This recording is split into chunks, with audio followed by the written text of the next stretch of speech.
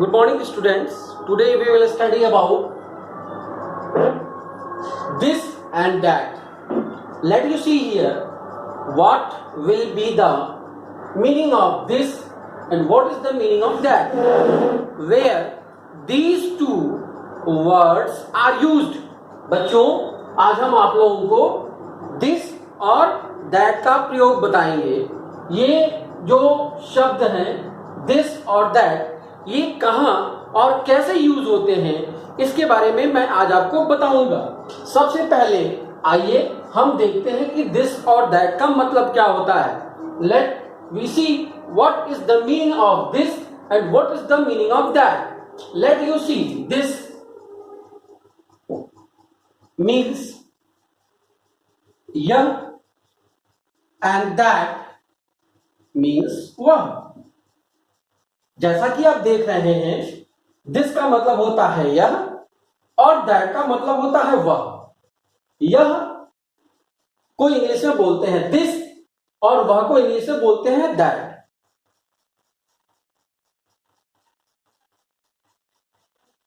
अब दिस का यूज कहां होता है? ये जो वर्ड है दिस, इसका इस्तेमाल हम नजदीक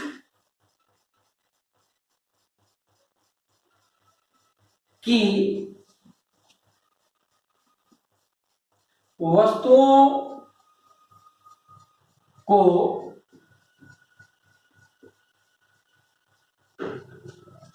बताने के लिए प्रयोग में लाते हैं.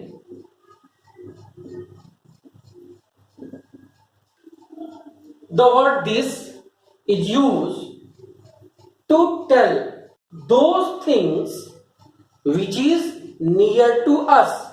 उन वस्तुओं को बताने के लिए जो हमसे नजदीक हैं, उसके लिए दिस का प्रयोग करते हैं. जैसे फॉर एग्जाम्पल, लेट यू सी. ये एक बुक है. तो अगर हमें ये बताना है कि यह एक किताब है, तो इसको इंग्लिश में कैसे बोलेंगे?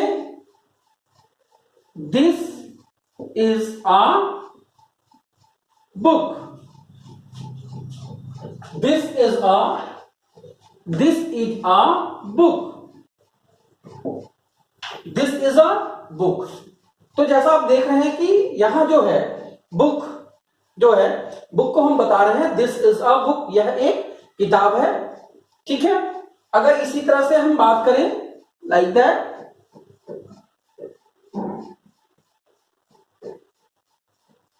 सपोज दैट कि एक कैंडल है, इसको हमें बताना है तो कैसे बताएंगे?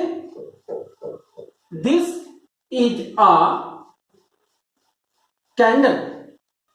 यह एक मोमबत्ती है, यह एक किताब है. तो दिस का प्रयोग हम किस लिए करते हैं? जब किसी नजदीक की वस्तु को हमें बताना होता है तो उसके लिए हम दिस का प्रयोग करते हैं. समझ में आया? जैसे अगर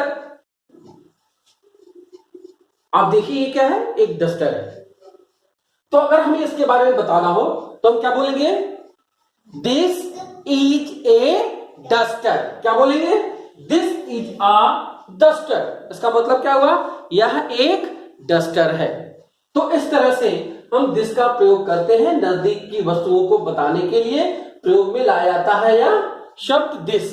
इसका मतलब क्या होता है? यह. आइए अब इसी तरह से हम दैट के बारे में जानते हैं. Late you C. दैट माने क्या होता है? अभी हमने बताया दैट माने होता है वह. इसका इस्तेमाल हमें दूर की वस्तुओं को दर्शाने के लिए करते हैं. इस शब्द का इस्तेमाल हम किसी दूर की वस्तु को बताने के लिए हम करते हैं. तो कैसे लिखेंगे? दूर की वस्तु को बताने के लिए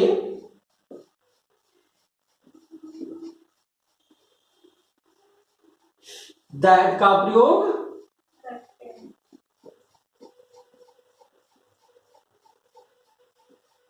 करते हैं।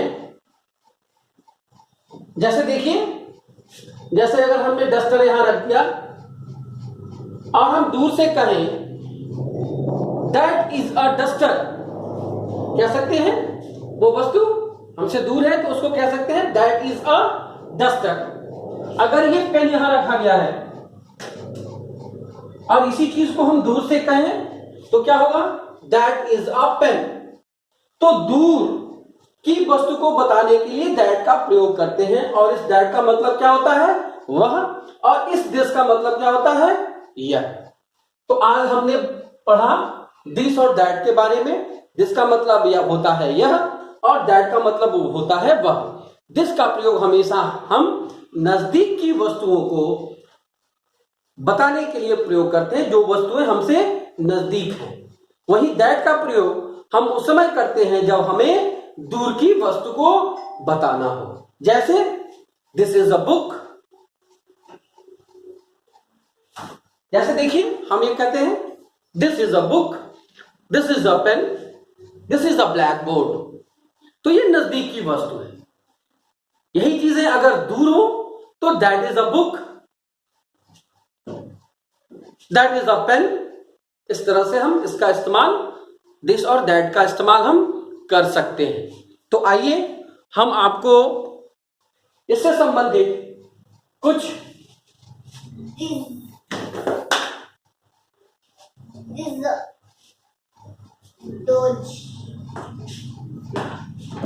इससे संबंधित हम आपको कुछ एग्जांपल्स दे रहे हैं। ये आप बताएंगे कि यहां क्या यूज होगा, दिस का इस्तेमाल होगा कि दैट का इस्तेमाल होगा। देखिए छोटी छोटी चीजें हम बनाएंगे।